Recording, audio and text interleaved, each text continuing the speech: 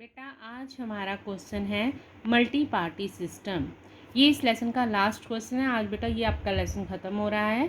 इस क्वेश्चन का मतलब है कि बहुदलीय प्रणाली क्या है, उसके आज हमने करने हैं गुण और दोष। बेटा एक दलीय प्रणाली होती है वन पार्टी सिस्टम, जिसमें एक पार्टी होती है। द्विदलीय प्रणाली वो प्रणाली होती है जिसमें दो पार्टियां होती हैं। और बहुदलीय प्रणाली में दो से अधिक राजनीतिक दल होते हैं। और जिस देशों में दो से अधिक राजनीतिक दल पाए जाते हैं बच्चे, उनको कहते हैं कि वहाँ पर बहुदलीय प्रणाली है। भारत, फ्रांस, इटली और जर्मनी में बहुदलीय प्रणाली है। बहुदलीय प्रणाली अधिक लोकप्रिय नहीं है, फिर भी बेटे व्यक्ति की नेचर ही ऐसी होती है कि वो अपने स्वभाव की संतुष्टि के लिए और अपने हितों को पूरा करने के लिए बहुत अधिक दल बना लेता है। और इस तरह से धीरे धीरे ऐसी जो दल होते हैं वो राजनीतिक दलों का रूप धारण कर लेते हैं, जिसके कारण बहुदलीय प्रणाली का अस्तित्व होता है। सबसे पहले हमने करना है मेरिट्स क्या है। मेरिट्स मतलब इस प्रणाली के लाभ क्या हैं। पहला लाभ क्या है, विभिन्न हितों को उचित प्रतिनिधित्व। इस प्रणाली में क्या होता है, अलग अलग राजनीतिक दल होते हैं और अलग अलग राजनीतिक दल जो होते हैं वो अलग अलग हितों का प्रतिनिधित्व करते हैं। इस तरह क्या होता है बेटा, लोगों के अलग अलग हितों को उचित प्रतिनिधित्व मिल पाता है। सेकंड है, सरकार मनमानी नहीं कर सकती।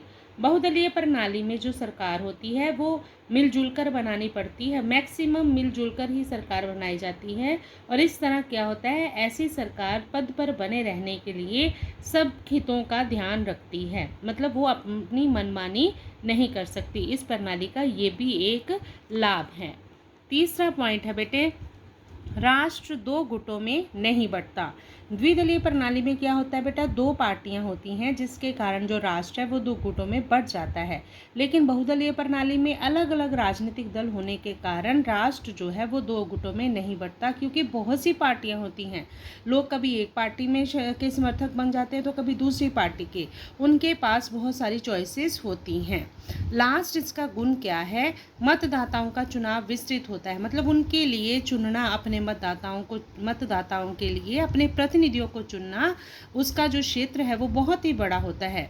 बहुदलीय प्रणाली में मतदाताओं के सामने बहुत सारे कार्यक्रम होते हैं, क्योंकि हर राजनीतिक पार्टी के अलग अलग कार्यक्रम होते हैं और उनमें से जिस पार्टी का कार्यक्रम उन्हें पसंद होता है वो उसका चुनाव कर लेते हैं।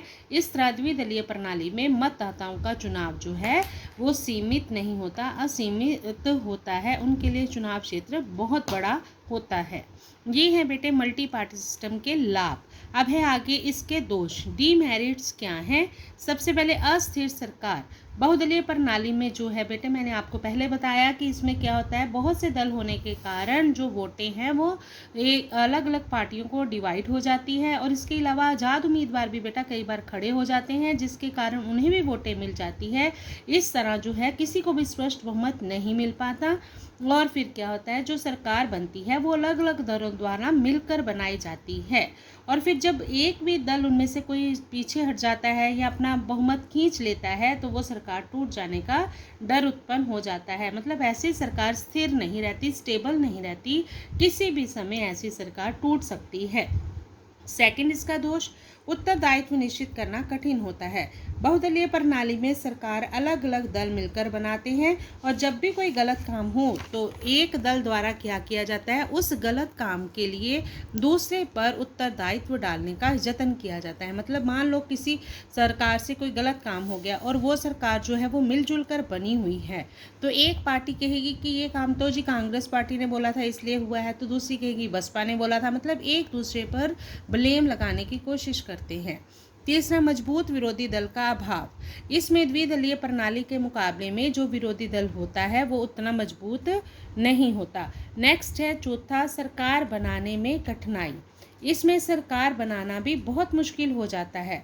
क्योंकि अगर स्पष्ट बहुमत ना मिले और फिर क्या होता है, सरकार जो बनती है मिलजुल कर बनती है, जिसको सबसे ज़्यादा वोट मिले होते हैं फिर उसको बोला जाता है कि अपने साथ और दलों को मिलाकर सरकार बना ले। और पांचवा है राजनीतिक एकरूपता का अभाव। मंत्रिमंडल अलग अलग दलों द्वारा मिलकर बनाया जाता है, जिसके कारण उनके विचारों में एक रूपता नहीं रहती। क्योंकि मैंने आपको पहले भी बताया है कि मिली जुली दलों द्वारा बनी हुई सरकार के कारण उनके विचार अलग अलग होते हैं और वो अलग अलग सोचते हैं। अब इसका कंक्लूजन क्या है? देखिए बेटे, बहुदलीय प्रणाली के लाभ भी बहुत हैं और हानियां भी, लेकिन अंत में हम कंक्लूड क्या करते हैं कि ये प्रणाली शासन प्रबंध के लिए हानिकारक है। चाहे बेटा ये हमारे इंडिया में है, लेकिन फिर भी इस प्रणाली के बहुत से दोष हैं, क्योंकि ये शासन प्रबंध में अस्थिरता लाती है और बहुत सी समस्याओं को जन्म भी देती है। ओके बेटा।